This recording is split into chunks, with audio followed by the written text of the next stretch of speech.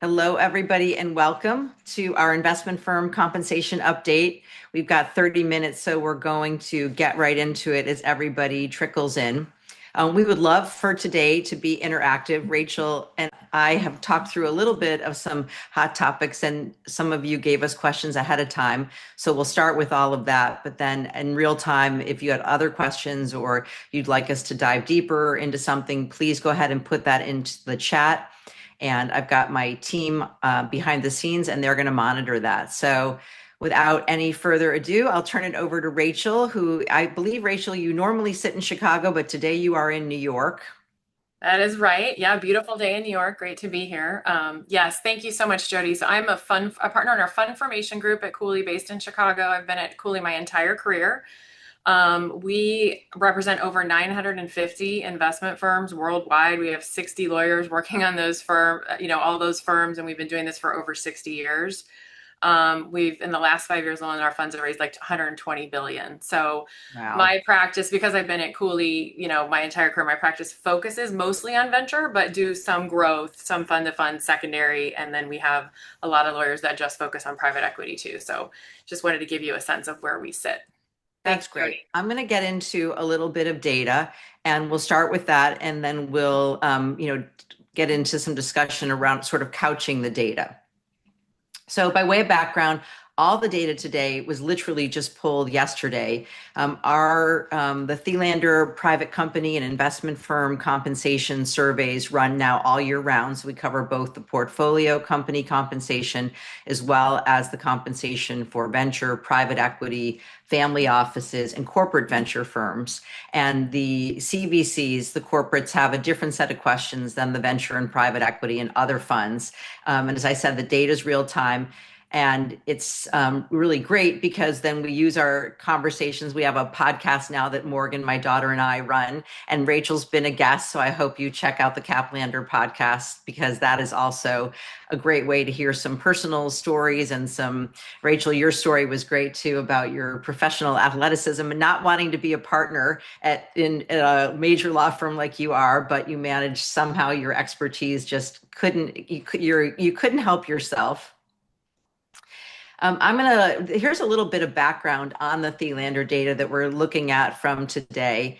And you can see that we're heavy in venture, which makes sense because, we started doing the private company compensation first, and we would work with the VCs to invite their portfolio companies in.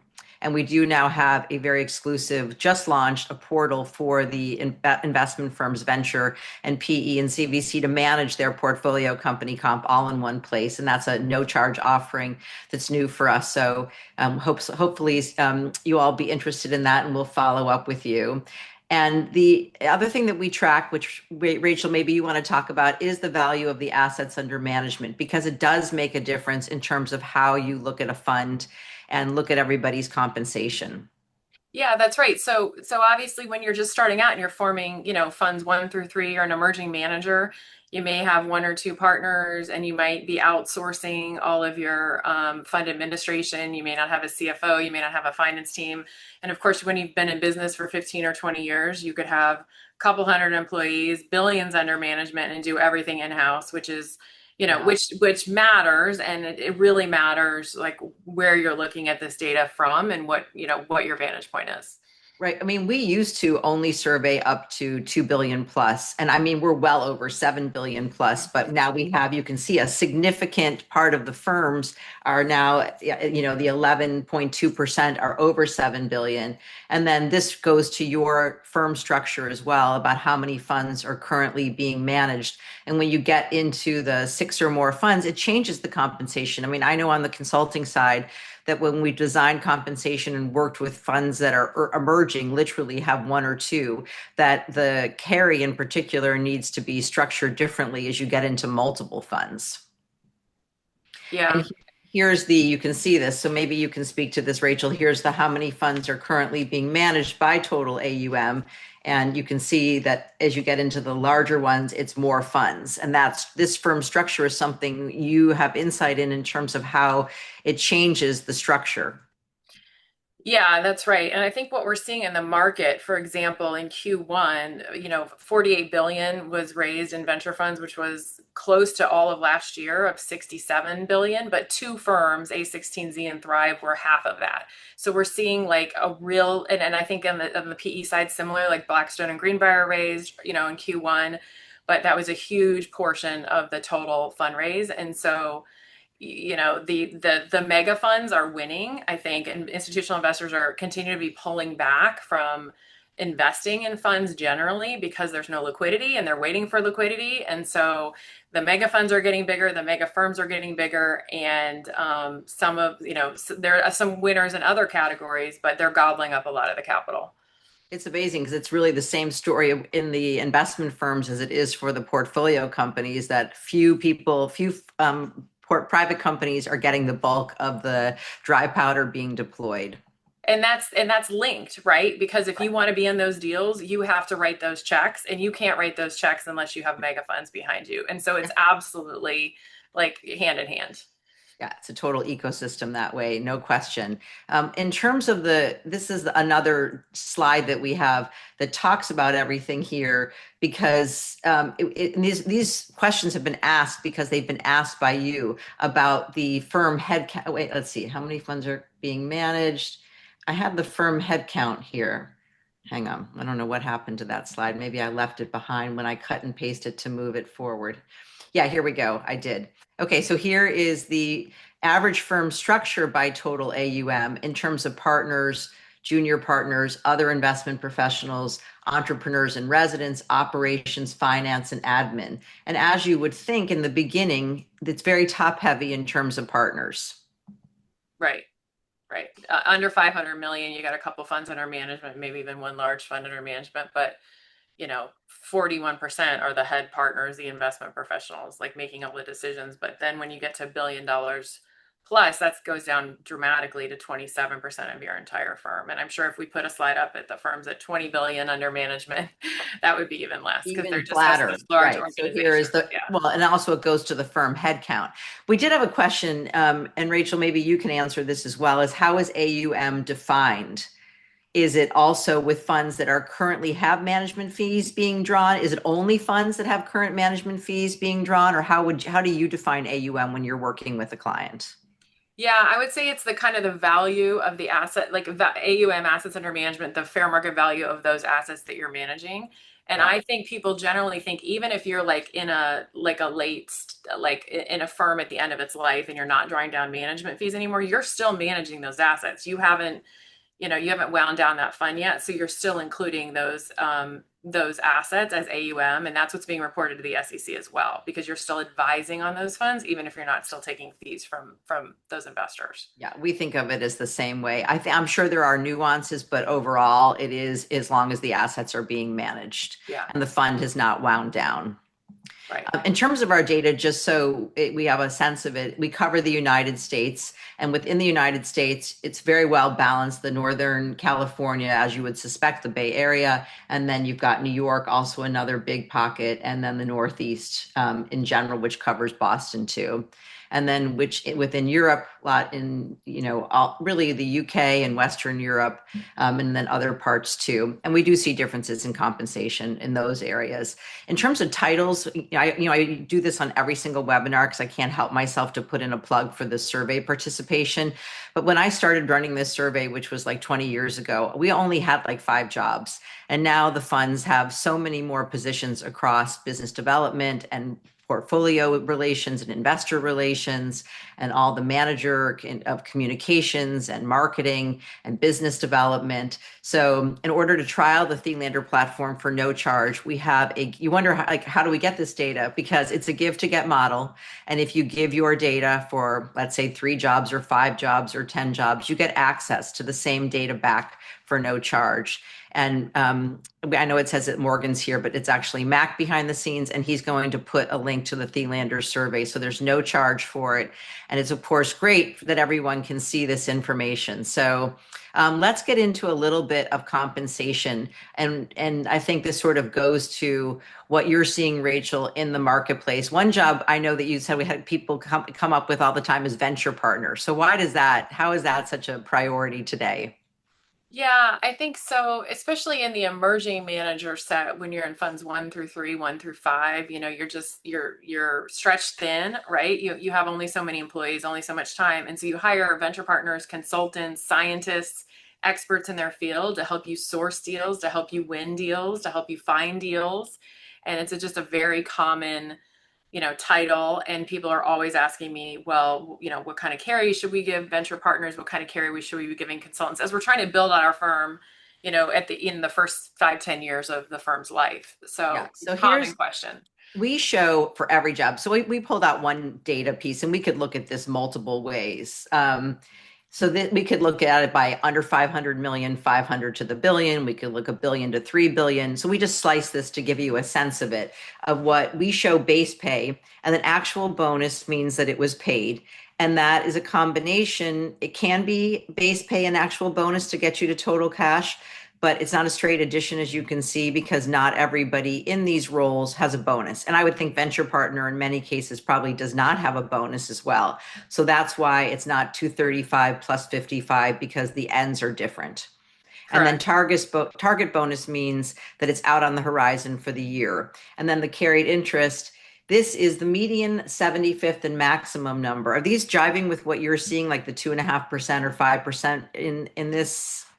Yeah, I would say I see more, more like a little bit lower than 1% up to 2.5, 3%. I would say 5 to 8% seems rich, and it seems much more like an employee kind of carry grant than a consultant venture partner grant. So, but it all depends on what are you doing for the firm, and how much are you working for This them. is where we're So damned if we do and damned if we don't, because every yeah, it's time we hard to do this, generalize. well, when we put in the 25th percentile, like, we showed Yeah. the median here at the 2.5%, then invariably somebody will be upset with us because they say your numbers look low. So on Yeah. these webinar kind of discussions, I tend to put in the median, 75th, and max so that it makes everybody feel good about the data. But let's look, here is another comp sort of data slide. And this comes from our comp management tool, which maybe you can give us some insight about what you can see in the 50 to 99 million. This is of assets under management on the bottom. And as you would expect, the total cash keeps rising. And then, there was a little bit of a drop, and this is the carried interest percent.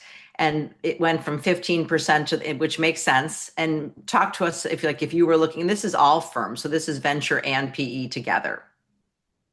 Yeah. So let me just orient myself here on this one. So this is the head honchos, right? The Right. folks that are in charge. Right. The Um, managing director slash partner. So this on balance is like the middle job. Let me show you this in the scheme of things because for that seems everybody. low to me for the head honchos. Yeah. Yeah, no, So it's not. it's I all in think the the head title. honchos are a scary job to show because those numbers can be really high. And I think just regardless, even with assets under management, those are the jobs I would say that every firm is very unique. So you can see Yeah. this managing director slash partner is here. Okay. It's Okay. right in the middle. It's really the inflection point between where you have an associate, senior associate, director slash principal, and then managing director partner. So I'm going to go back to the data. So that's where it's couched here. Because these jobs are really the ones that our competition for talent is always stiff. The Mhm. market is going to pay for people that are good. And now you're sort of on the trajectory in the firm to move to the next level. So I think of this as like junior partner trying to grow into like a senior partner status, right? Right. And moving around. So yeah, I think this seems pretty much on par. It's interesting to see how it goes up, right? As your AUM gets bigger. And so at 8.5%, that tracks. But understanding this is like a junior investment professional as they're coming in to their own, and then Right. you don't have the data here on the seniors, which would be much higher carry than this. But I also think people also want to know always what's the cash comp, right? And so Right. what I love about your surveys are you show both, and Yeah. you So really here's show the how you next, get here's the this job data, at, and yeah. yeah, here's the job at median. And then here's the same role at 75th percentile. So Mhm. you see the Much, median, much bigger. Yeah. yeah, much bigger. Yeah. And then we have the Yeah. max numbers. And of course, as I said, I'm not showing the 25th because We like to think that everybody, at least who's participating, thinks of themselves at a minimum at the median or the high flyers at the 75th percentile. And it also depends on, this really goes back sort of organically to everything that we were talking about, depends on the firm structure.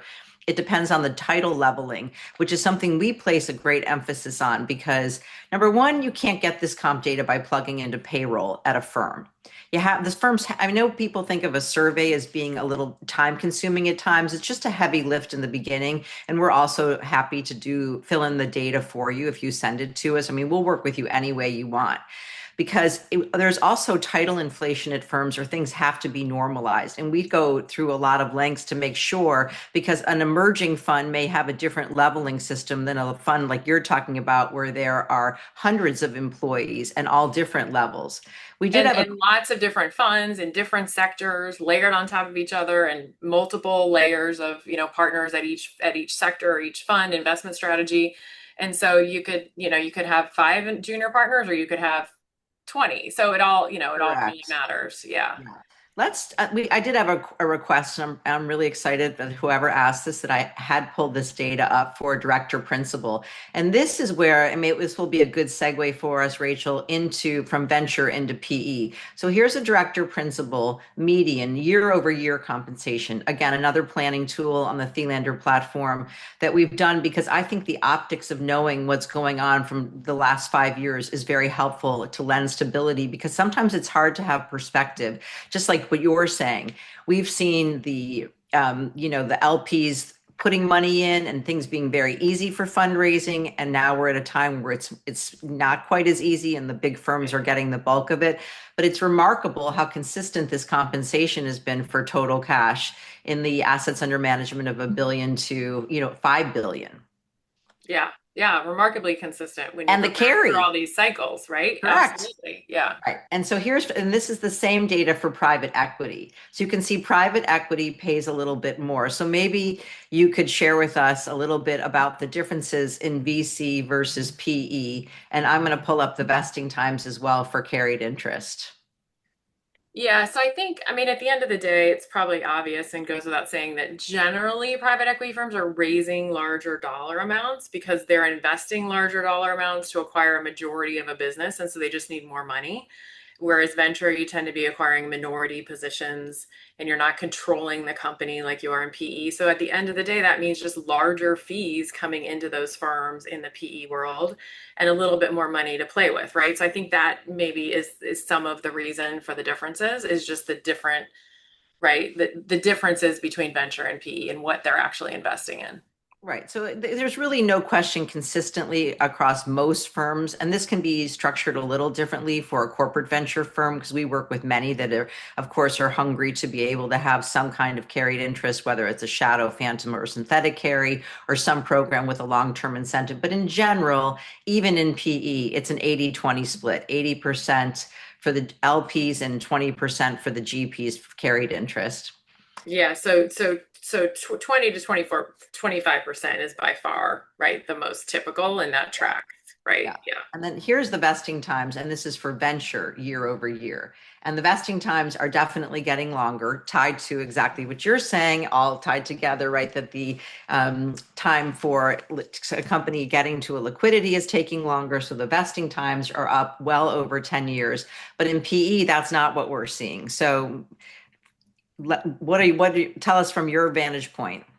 Yeah, so when we're advising firms, we're in VC, right? We're seeing VC funds just take longer to mature and to wind down. And so, 5 years ago, 10 years ago, maybe you'd wind down in 10 to 12 years. Now you're seeing some funds take 12 to 15 years to exit those last remaining positions. And you even see some firms at like 18 to 20 years on a fund.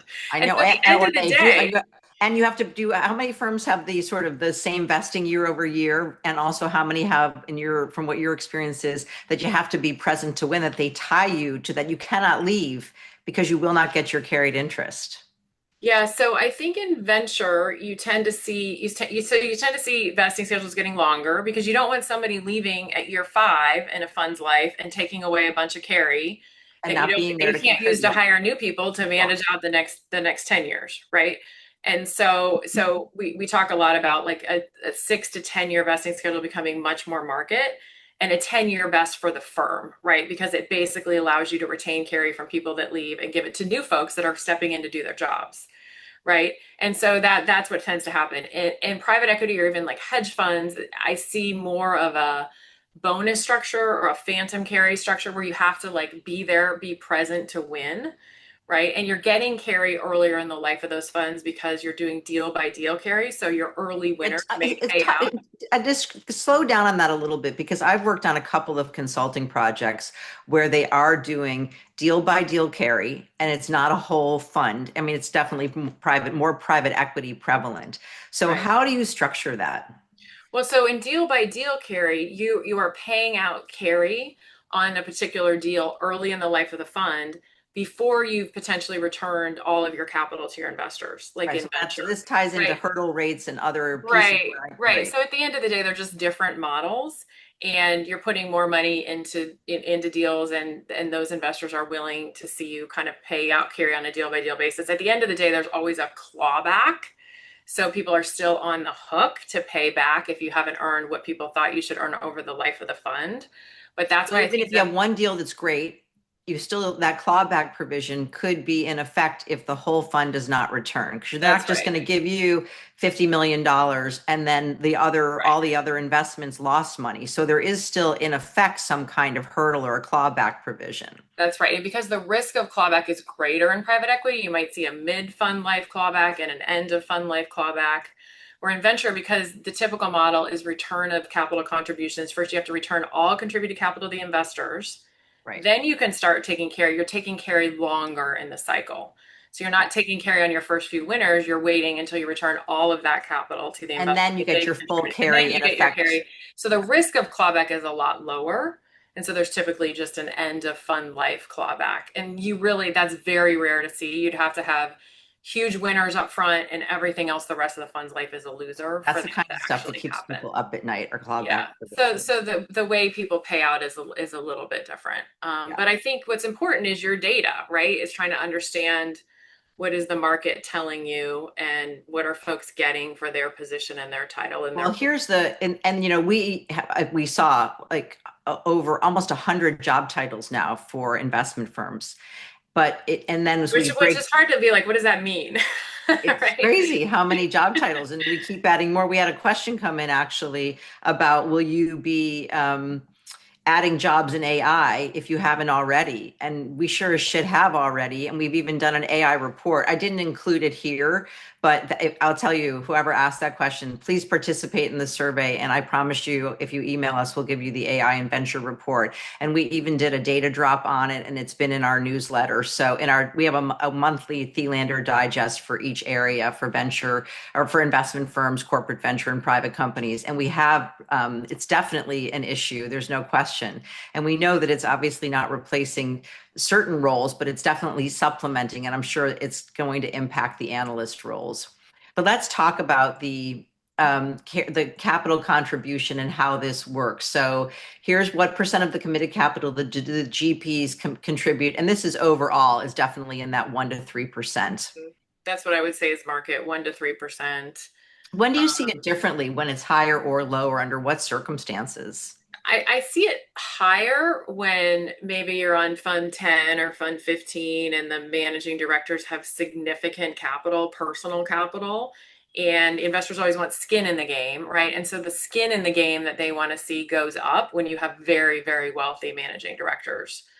And so generally we're talking 1 to 3%. And then managing directors may just want to make big bets on their own funds and they may put in more, right, than they are required to put in just to show Right. And how then excited they how are does that about the talk about the structure with the management fee? So you've got the contributed capital, and then we break that down into, what each contribution would be for every role in a firm. And obviously each firm is different because of the firm structure. And then the management fees is a percentage of the committed capital. Yeah, and so I think you see, right, we talk a lot, you hear a lot about 2 and 20, right, as being, Right. you see 2% as the typical management fee, Of the particularly in private 80/20 split. equity. Right. Well, and when you are talking about venture capital funds, a lot of times they'll have an annual management fee of 2.5% during the investment period dropping down. So it's all based on what, what sector are you in, what type of fund you have, what type of fees are you collecting. Yeah, that's an And interesting point to raise about what type of sector, because we get questions all the time. Does the compensation change if you're investing in life sciences versus investing in tech?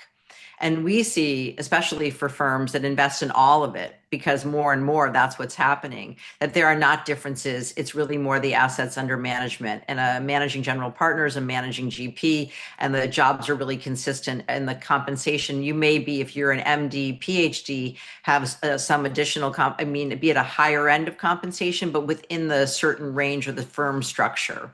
What's your opinion on that? I agree with that because at the end of the day, compensation is to align incentives, right? And so when you're in one sector within a big firm, you don't want to be seen as like out being outsized in terms of compensation versus everybody else. I think most people just think like we're one team and we want everybody to win, and so people are sensitive to that. Um, so that I agree with you is the short answer, right? Again, we're trying always to align incentives and get people to put in the work to produce big wins on these funds. And how often are you seeing the carried interest versus carried dollars at work used? So carried interest is in every fund, right? Percentage of carried interest. Carried dollars at work I see more often in what we call phantom equity plans, Yeah. where you're maybe getting a bonus, right? A bonus that's determined every year under a phantom plan that's taxed as ordinary income, and you might be getting that bonus based on quote like a traditional theoretical carry dollars at work, and that's Right. equivalent to that. And so it's a different way to pay out people in phantom plans versus actual carry equity incentives. Right. So we have, with your help, defined this as the amount of carry you would receive if your fund achieves a 2x gross multiple, but it's certainly not a guarantee. Or And, whatever assumption you're putting in there. Yeah, right. Right. exactly. So Exactly. here's a median carry dollars at work across all active funds for a managing director slash partner year over year by AUM from 23 to 24 to 25. And you can see that, the projection is going up, except in the billion plus, it's been going down. And here's the 75th percentile, consistent in terms of, going down at the higher asset class. Yeah, it's just a different way of trying to figure out if I have a certain percentage of the carry, what does that actually mean based on an assumed, performance of that fund. Right. And So, this is a data drop that we just did because this came up. This is from, does the firm permit gifting of vertical slices of carry into trusts by firm type?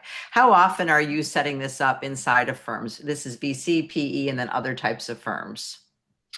um, I see it very often, right? And it's frankly, it's a matter of when are folks asking for it. If they have family trust set up, they're generally asking for it and they want this to be held in their trusts. Right, because it Um, helps with the QSBS and also just in general with the taxes if you're gifting it.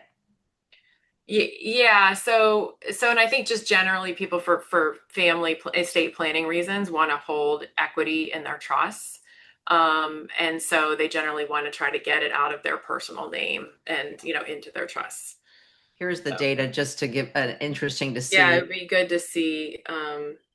And so, yeah, it's interesting, like permit, I think at the end of the day, firms can permit anything they want. It's all about Right. what do they decide to allow and are they willing to kind of, Yeah, here's by VC by AUM, and do then the here's for planning P, here. right, Yeah. PE. So PE's higher on, which there's probably not as much PE. You can see the samples, which of course makes sense because the PE firms are not typically less than 500 million, and the billion plus, the numbers are higher, and it tracks pretty much with venture. We do have information, you talk about the bonus structure, and this has come up a lot, especially as the carry is taking longer to, to have a return about bonuses. We've been doing quite a bit of consulting on putting in bonus places. If it is performance based, how are you structuring it? And we can see here that it is. Firms I think are starting to get a little more formal on it because definitely at the mid-level employee and down, or even at the like number 2 and 3 down, people want to see a bonus because they want some kind of additional cash. And so we're seeing that if it is based, if there is a performance base, that it's 100% individual, and that what metrics are used is deal sourcing and the valuation of the investments. It's all deal oriented, and maybe that's sort of a good way to wind up, because this would be appropriate for a venture partner as well, right?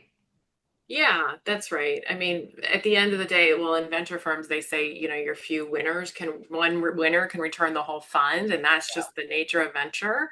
And so I think people are looking into it and saying, hey, look, who picked that winner that returned my whole fund, and they should be compensated appropriately. So Yeah, well, as we wind up and to keep on track, and now 1:30 on the nose, what are you seeing on the horizon for the rest of this year? You sound I'm like you've been hoping really liquidity. busy. Let's get those IPOs rolling. Let's get some liquidity and let's solve the geopolitical issues that keep kind of popping up, and let's stay up and to the right. I think Yeah. that's the hope. And from my vantage point, please participate. We'll put the link for the survey in one more time, because the data that you see here, it's really important that the industry has it, because there's no question that being entrepreneurs and being innovative is really important. And it's now a career track, and people are definitely staying in it longer, because it's taking that and putting an infrastructure in your firms is absolutely paramount. So Rachel, thank you so much. We appreciate your time. We know it's literally valuable, and we'll look forward to staying in touch with everybody who joined us today. Thank you so much for creating this data that everybody wants. We really appreciate it. Okay.